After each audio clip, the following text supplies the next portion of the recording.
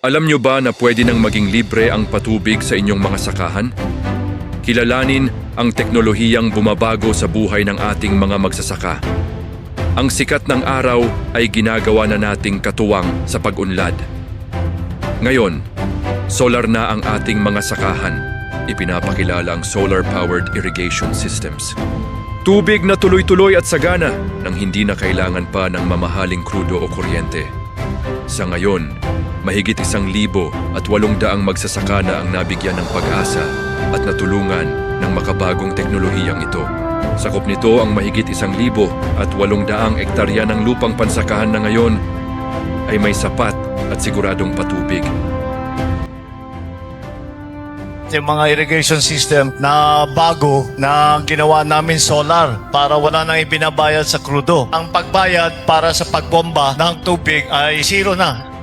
Kinukuha na natin sa araw. Ang solar irrigation system na yon para naman mas maganda ang kikitain ng ating mga magsasaka. Kung kagaya po nung dati, hindi sustainable yung patubig kasi sa taas na bayarin ng kuryente kasi pinapatakbo po ito sa kuryente nung unang mga araw. Yung ibinabayad po namin, halos kinakain po lahat ng pambayad sa kuryente.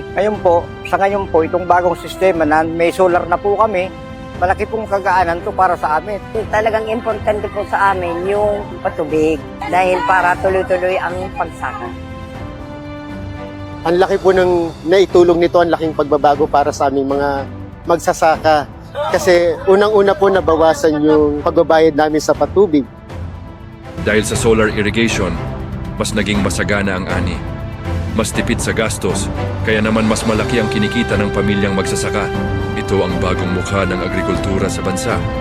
Moderno, praktikal at tunay na makatao. Patuloy tayong magtanim para sa mas maliwanag na bukas. Samahan niyo kami sa pagbabago. Mag-comment ng Spotted para sa iba pang impormasyon para sa mas maunlad na Pilipinas.